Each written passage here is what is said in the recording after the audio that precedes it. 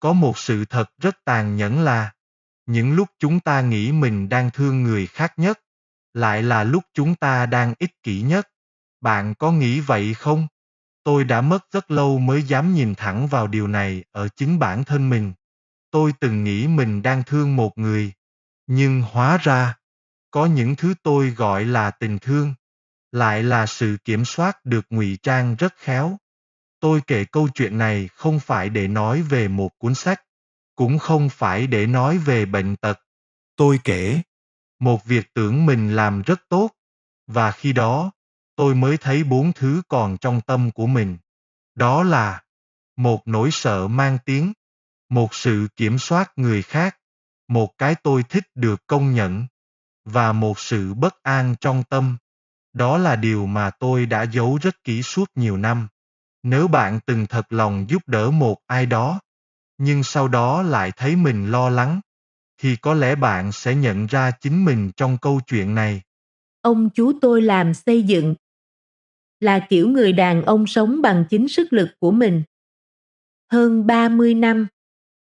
30 năm đứng giữa nắng. 30 năm hít bụi công trình. 30 năm đội sức khỏe lấy cơm áo. Có lần tôi nhìn ông ngồi xuống. Chỉ là ngồi xuống thôi. Nhưng ông phải chống tay thật lâu. Rồi mới từ từ hạ người xuống được. Khớp chân sưng. Mắt cá đỏ. Bàn chân căng cứng. Bệnh gút hành hạ ông nhiều năm. Nhưng ông ít than. Ít tới mức. Đôi khi chính sự im lặng đó lại khiến người khác đau lòng hơn.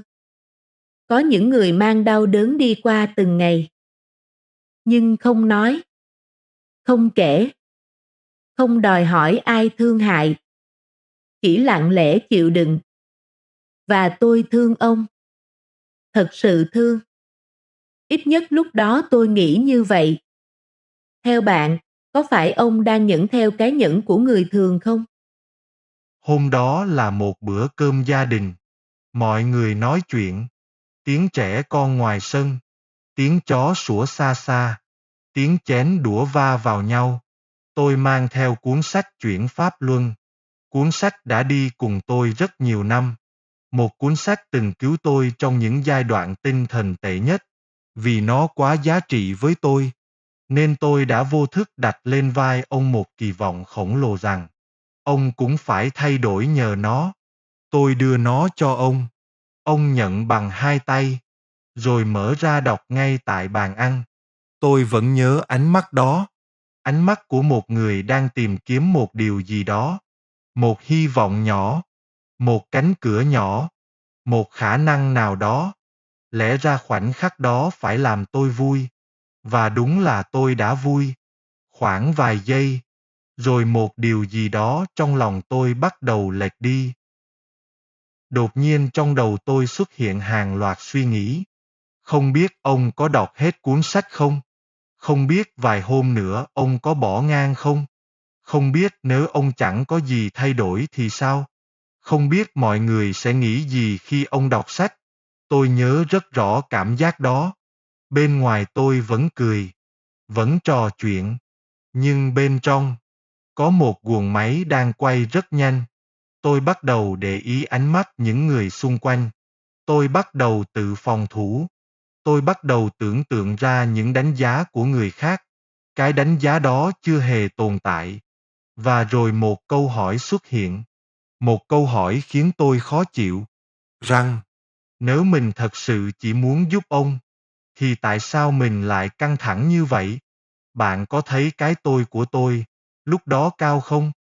Tôi nói với bản thân rằng mình sợ ông không khỏe lên. Nghe rất đẹp. Nghe rất nhân văn. Nhưng khi ngồi yên lại, tôi phát hiện ra điều khác. Nếu ông không khỏe lên, điều gì trong tôi sẽ trỗi dậy? Là vì ông vẫn còn đau? Hay vì tôi sợ điều mình tin tưởng không được như ý? Hay vì tôi sợ người khác đánh giá mình? Hay vì tôi sợ bị xem là sai? Tôi không thích câu trả lời đó. Nhưng nó là sự thật. Có một phần trong tôi Tôi đang bảo vệ chính mình nhiều hơn bảo vệ ông. Điều đáng sợ nhất của tâm chấp trước không phải nó xấu, mà là nó thường mặc một lớp rất đẹp. Đẹp tới mức mình tưởng đó là cao thượng. Sau hôm đó, tôi bắt đầu để ý ông. Không lộ liễu, không ai nhận ra. Ngay cả tôi lúc đầu cũng không nhận ra. Tôi hỏi, dạo này chú khỏe không? Chân còn đau nhiều không? Có ngủ được không? Nghe rất bình thường, nhưng sâu bên dưới những câu hỏi đó là một câu hỏi khác, một câu hỏi tôi giấu luôn cả với chính mình. Đó là có cái ý rằng, ông có đang làm đúng điều tôi muốn hay không? Tôi đã vô thức viết sẵn một kịch bản trong tâm rằng, khi tôi tặng sách, ông đọc, ông thay đổi, ông khỏe lên, và rồi mọi thứ kết thúc tốt đẹp. Tôi muốn cuộc đời đi theo kịch bản đó, nhưng cuộc đời không phải thước phim, và ông chú tôi không phải nhân vật trong thước phim đó. Ông có suy nghĩ riêng, có lựa chọn riêng, có hành trình riêng. Vậy mà tôi lại khó chịu khi cuộc đời không diễn đúng điều mình muốn. Lúc đó tôi mới hiểu, có những sự quan tâm của mình thật ra đang chứa rất nhiều ham muốn kiểm soát người khác. Bạn có nghĩ vậy không?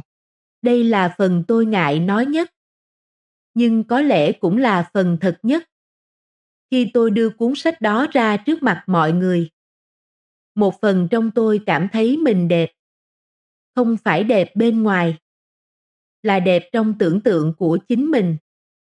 Tôi thích cảm giác mình là người sống có chiều sâu đang tu luyện. Tôi thích cảm giác mình đang làm điều có ý nghĩa. Tôi thích cảm giác mình là người biết nghĩ cho người khác. Tôi không cố khoe. Nhưng cái tôi đâu cần phải khoe mới tồn tại. Nó len vào nhẹ tới mức mình không thấy. Nó ngồi bên cạnh lòng tốt. Nó trộn lẫn vào lòng tốt. Nó khiến tôi thích cái cảm giác mình là ân nhân. Là người sáng suốt đang đi cứu một người khác. Và đó là cái bẫy tinh vi nhất. Và có lẽ, đó là một trong những điều khó nhận ra nhất của con người. Có một thời gian, tôi nhớ mãi ánh mắt của vài người trong bữa cơm hôm đó. Tôi nghĩ họ đang nhìn mình, đang đánh giá mình, đang nghi ngờ mình. Nhưng càng nghĩ, tôi càng thấy buồn cười. Mà có thể họ chẳng nghĩ gì cả. Có thể họ đang nghĩ tới công việc ngày mai. Có thể họ đang lo tiền học cho con. Có thể họ đang đau đầu vì chuyện riêng của họ. Chỉ có tôi, đang dựng lên cả một sân khấu trong đầu. Và rồi tôi tự diễn, tự sợ, tự phòng thủ, tự tổn thương. Có những lúc, thứ làm mình mệt không phải ánh mắt người khác, mà là trí tưởng tượng của chính mình. Có khi nào bạn như vậy không? Một đêm, tôi không ngủ được. Không có chuyện gì lớn xảy ra. Nhưng trong lòng cứ cấn lên một thứ gì đó. Giống như có hạt cát nằm trong mắt. Không đau nhiều. Nhưng không thể làm ngơ.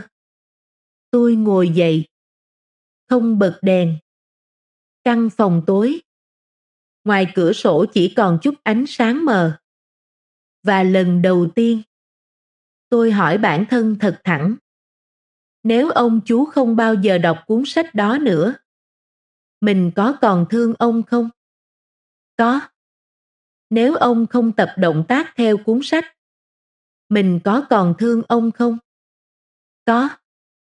Nếu bệnh ông không hề khá hơn, mình có còn thương ông không? Có. Câu trả lời đến rất nhanh. Nhưng ngay sau đó, một câu hỏi khác xuất hiện. Nếu vẫn thương, thì tại sao mình không yên? Tôi ngồi rất lâu với câu hỏi đó. Và rồi tôi hiểu. Thứ đang đau trong tôi không phải tình thương, mà là cái tôi. Tôi phát hiện ra, thương một người mà kèm theo điều kiện họ phải thay đổi theo ý mình, thì đó không phải là thương họ. Đó là thương cái kịch bản hoàn hảo trong đầu mình. Cái tôi muốn được xác nhận. Cái tôi muốn được chứng minh là đúng. Cái tôi muốn hành động của mình sinh ra kết quả đẹp. Cái tôi muốn được nhìn nhận là người có ích. Và lần đầu tiên tôi nhìn thấy nó rõ tới vậy. Không phải lúc mình làm điều xấu, mà ngay lúc mình nghĩ mình đang tốt nhất. Sau này tôi mới nhận ra, câu chuyện đó không chỉ là của riêng tôi, cha mẹ và con cái, vợ chồng, người yêu, bạn bè, đồng nghiệp. Rất nhiều nỗi đau bắt đầu từ đây. Ta nói mình yêu thương, nhưng ta đau khi người khác không làm theo điều ta muốn. Ta nói mình giúp đỡ, nhưng ta hụt hẫng khi họ không nghe lời khuyên. Ta nói mình quan tâm, nhưng ta khó chịu khi họ chọn con đường khác. Nhiều khi, điều làm ta đau không phải người khác rời xa mình, mà là vì mình mất quyền kiểm soát cách họ phản hồi với mình. Sau đêm đó, tôi thôi theo dõi ông. Tôi thôi hỏi vòng. Tôi thôi kiểm tra. Tôi thôi cố lái mọi cuộc trò chuyện về cuốn sách. Tôi để ông tự lựa chọn, tự quyết định, tự bước đi trên con đường của ông. Và kỳ lạ thay, đó mới là lúc tôi thật sự tôn trọng ông. Không phải như một người cần được cứu, mà như một con người hoàn chỉnh, có quyền lựa chọn cuộc đời mình.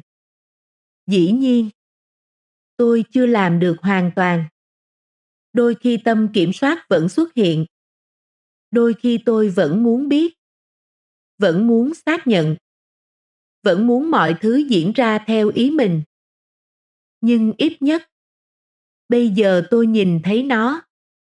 Và đôi khi, chỉ riêng việc nhìn thấy thôi, đã là một bước tiến rất lớn. Tôi từng nghĩ tu luyện là trở thành một người hoàn hảo. Nhưng càng đi, tôi càng thấy, có khi đó chỉ là hành trình. Mỗi ngày ta chỉ cần bớt cái tình đúng lúc, để cái tình ở đúng chỗ, và không cố kiểm soát bên ngoài. Hướng cái nhìn vào bên trong để kiểm soát nội tâm của chính mình. Đó mới là hành trình dài mà tôi cần phải làm. Bạn có nghĩ vậy không? Hôm đó tôi đưa ông chú một cuốn sách, nhận được khỏe thân và sáng tâm nhiều nhất, lại chính là tôi. Có những chấp trước không xuất hiện khi ta làm điều xấu. Nó xuất hiện ngay trong lúc ta nghĩ mình đang tốt nhất. Có bao giờ bạn làm điều tốt cho một người nào đó, nhưng sau đó lòng mình lại lo lắng không? Bạn có cảm giác sợ điều gì đó, kỳ vọng điều gì đó, kiểm soát điều gì đó, hay bất an trước những gì mình tặng hoặc được tặng không? Tôi rất muốn đọc chia sẻ của bạn trong phần bình luận của video này. Cảm ơn bạn đã xem video. Hẹn gặp lại bạn trong những video tiếp theo. Trân trọng cảm ơn.